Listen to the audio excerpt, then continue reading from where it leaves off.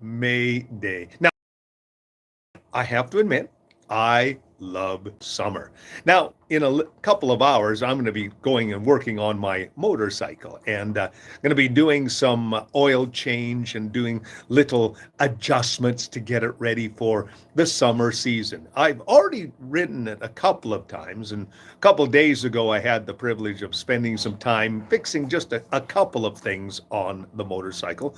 And my hope is that in the next couple of days, I can do a small motorcycle trip and enjoy that particular situation. But it's not because of material things that we should be grateful.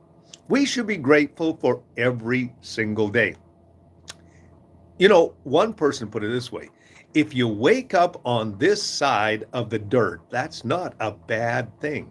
It also gives you an opportunity to, of course, influence people throughout your day. Now, it's also important to recognize that trust is something that we earn. Loyalty is something that we demonstrate. And of course, respect comes when you and I give that respect to others. Now, it's interesting that men, in particular, my gender, the biggest thing for us, they did a survey not that long ago, and they asked men, what is the number one thing that you're looking for? Now, it wasn't what most people expected. 85% of the men just simply said, I simply want to be number one, appreciated, and number two, respected.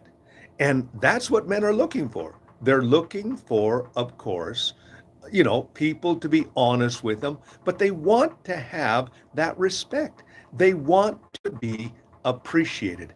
And when they're not appreciated or when they're not respected, then that is a big anchor in destroying a relationship.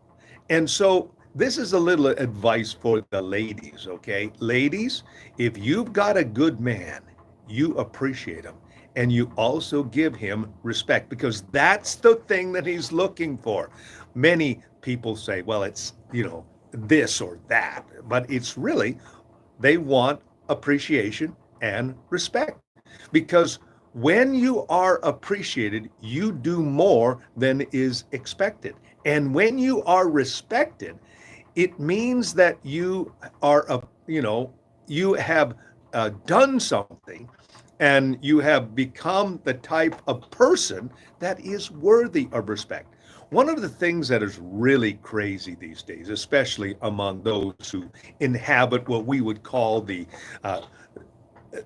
I would call them the cultural revisionists, the individuals who are out there, demanding respect. There was this one guy who was out there, and he was taking a perspective that is contrary to what I believe, and he says, "I demand respect," and we're looking at him and saying, "No, you can't demand respect from somebody. You can't change how someone reacts to you. You can sit there and get in their face and you can say, you have to respect me." No, I don't. And in fact, when you sit there and demand respect from me, you're not going to get from it. You know why? Because when you demand something, it's not going to be given because you're trying to intimidate someone. You're trying to, manipulate them. You are trying to get them to follow your agenda. And that is that's abuse and exploitation. That's what that is. And so when you have these special interest groups running around and saying, you have to respect me, you have to, come into my delusion or into my narrative, and you could just simply say, nope, not going to do that. You can't make me respect you. You can't make me become loyal to you. You can't abuse me. You can't manipulate. You can't intimidate me. It's not going to happen because I have too much respect for myself. I am an individual with strong convictions. I'm an individual with strong opinions, and I am not going to change those opinions when you get in my face and you demand it from me. Isn't going to happen simply because of the fact is that you're trying to abuse me. You're trying to manipulate me. You're trying to exploit me. And I am not that type of person. And if you allow people to do that, that's because you don't have respect for yourself, because you can't find your own, place in this world. There's a song that was sung by Michael W. Smith that said, "My place in this world." And we're all looking for a place in this world. We're all trying to establish ourselves in this world. I was having a conversation with my son today, and we were talking about where he currently fits in the narrative of his life. And he's pretty happy with what he's doing and what is happening in his life right now. Now, he studied hard and he's worked hard to get where he is.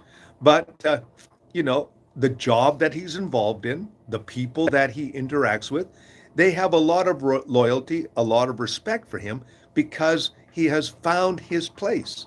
And his first and foremost relationship is, of course, with the Lord.